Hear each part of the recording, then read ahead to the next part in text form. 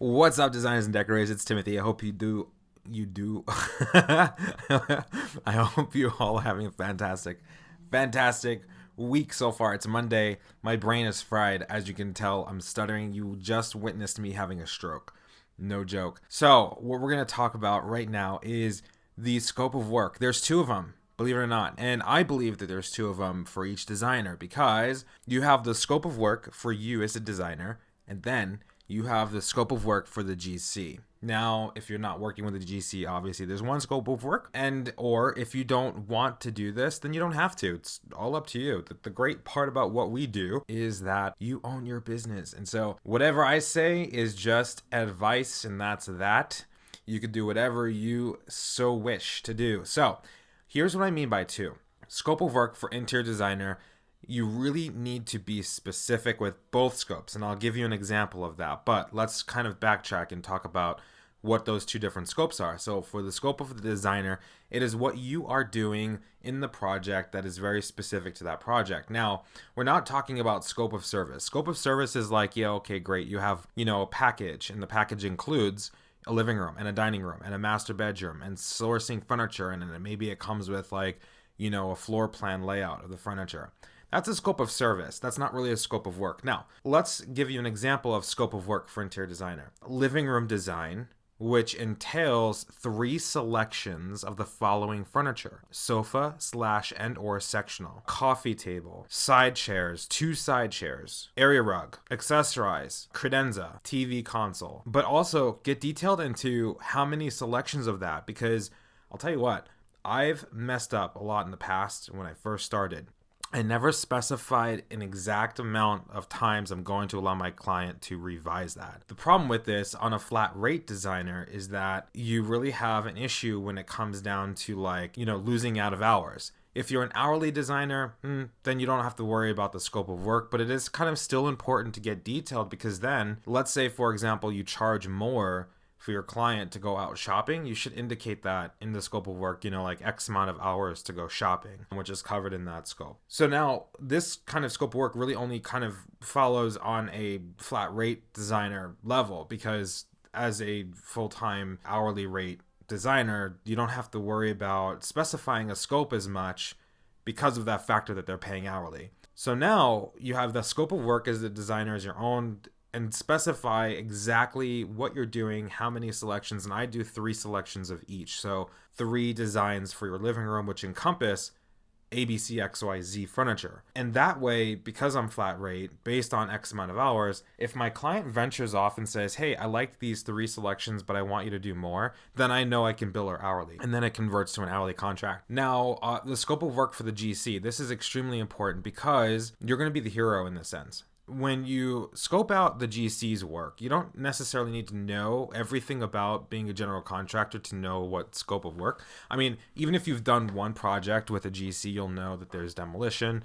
You'll know that there has to be some kind of quarantine from the rest of the house if it's just like a kitchen reno, like the general stuff. But it has to be very, very specific. Now, I'm only speaking from my own experiences that the GCs I've worked with in the past, what they'll do is they maybe benefit of the doubt inadvertently leave out certain parts of that scope, and then in the middle of the project they go, oh shit, well, yeah, we kind of need to do that, but it's going to be a change order for the client. And then the client has to pay for this change order and pay for the additional labor. I've had that happen countless times, and it honestly makes me believe that they do it purposely. And the reason I think they do it purposely, which I'm not speaking for every GC, but the only thing I can think of is that they have to be within a certain amount of money to gain that project and to get that client. At that point, they'll omit certain things because when they're already in the project, the client's put into a corner of, oh crap, I kind of have to pay for this because I'm, this contract is already on the project.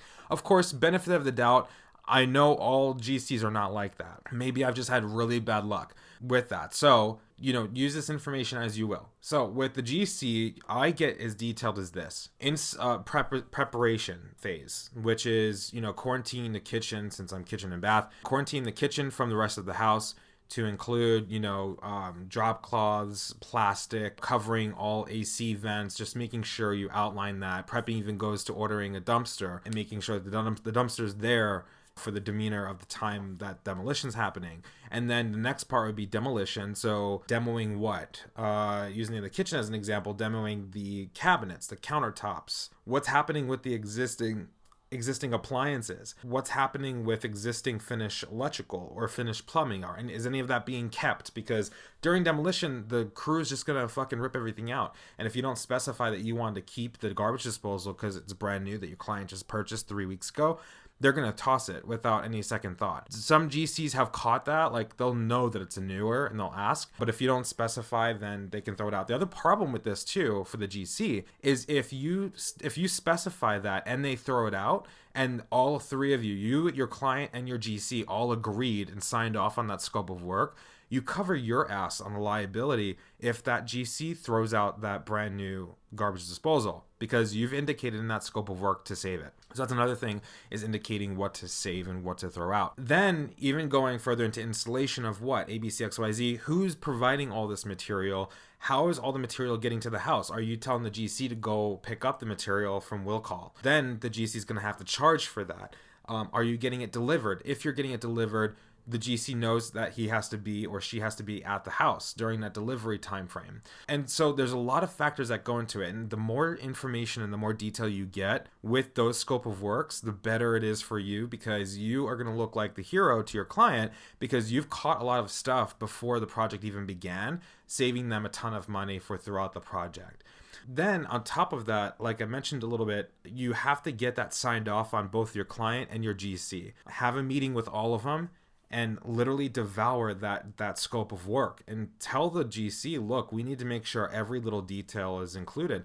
I literally, a couple of months ago, and this was my fault, because the client and I had a conversation about the floorboards, and the client had mentioned that they didn't want to replace them, that they wanted the GC to actually be able to salvage them. Well, floorboards are really difficult to salvage, period. And these were older floorboards. The house was old, but the client just didn't want to pay for brand new floorboards. The client really said to try to salvage them, but if you can't, then we'll just pay for new. But then on another meeting with my assistant, my client said, yeah, let's not even touch them. Let's just keep them there, which later down the road, I was like, well, that's not even possible because we were redoing the floors and you have to take up the floorboards for the floors anyway. So either way, we would have been, having to replace them. So because there was that disconnect in communication and I didn't specify that in the scope, client had to pay for brand new floorboards throughout the house, which added another $5,000. So it's really, really important to scope out. Yeah, we still make mistakes. Yeah, there's still oversight. There's a lot going on. At the time, I had 4 projects at once. One where it was going really south and I was just 100% focused on that. And so, yeah, I actually wound up offering to pay for half of that for my oversight with it.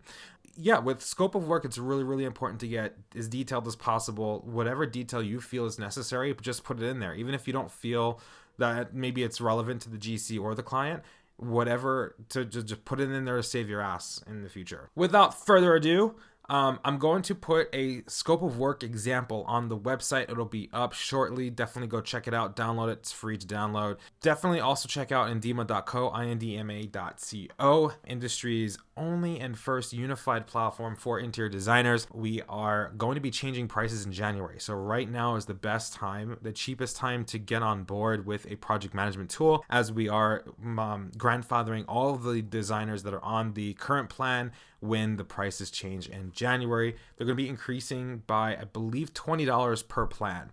So definitely jump on that. Now, I do have an announcement. Everyone sit down. Take a deep breath. This is big. All of you that know me know that I want to help the industry as much as I can. So I'm launching Designer Circle, DESIGNER, circle.co. Designer Circle is an exclusive community for interior designers. Now, it's not just a community because we can have Facebook for that.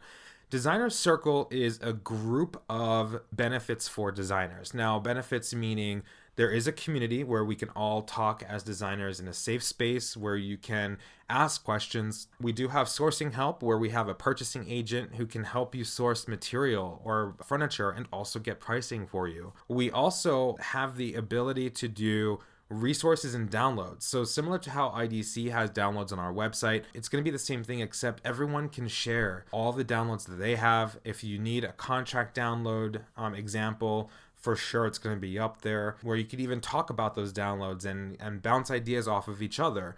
Then there's also 14 courses. All these courses are included in Designer Circle, which is phenomenal. They're not just courses. So one thing that's always kind of irked me about courses in general, not even talking about interior design industry, is that courses are just made and then they're thrown out there for you guys to devour. And then what happens after that? Nothing. It's up to you as a business owner and as a designer to go and actually do what you just learned. Now, the problem with that is it's overwhelming. I mean, you have a business to run, right? Like you have projects, you have all this shit that's going through your head. The last thing you need is to focus on SEO. That's where we come into play. So these courses aren't just devouring information and videos and text.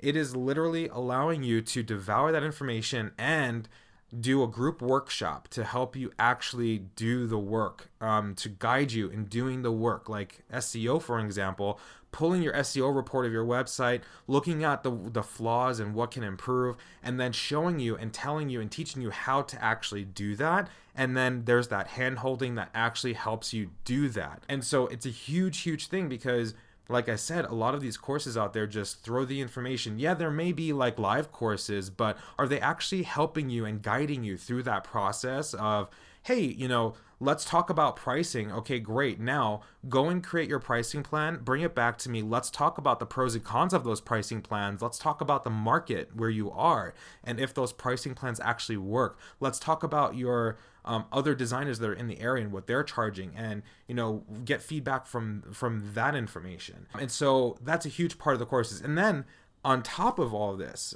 on top of the community and the downloads and the courses and the mentoring, we also have a mindfulness section where you can get pre-recorded meditation sessions to do on your own, or you can attend one of our live meditation sessions weekly to get rid of all that shit from the week and just clear your mind and get back on level playing field with your inner self and just clear it and make room for you.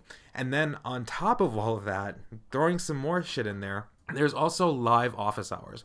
Designercircle.co. Definitely check it out. Sign up. We're launching in January. We may let others come in earlier, but we do have a beta group in there now that's testing things out, that's making it perfect for the industry. I think there's 42 beta testers right now and early adopters. So definitely check out designercircle.co. The other thing about this is that Indema users will be getting a discount on Designer Circle and vice versa to complete that partnership and make sure that we can provide the best deals possible for you as a designer. And then one last thing about one of the sections is actually resources. Resources allow you to get discounts on various things. We're working on Squarespace to get a discount for Squarespace. So if you need a website, you can get a discount on your website, business cards discounts, really trying to find the best deals possible for you as a designer so that way you can have peace of mind not having to pay a shit ton of money up front to start really growing and focusing on growing your design firm. Again, designercircle.co, and then also check out Indema.co, industry's first and only unified platform for interior designers to manage their business and projects.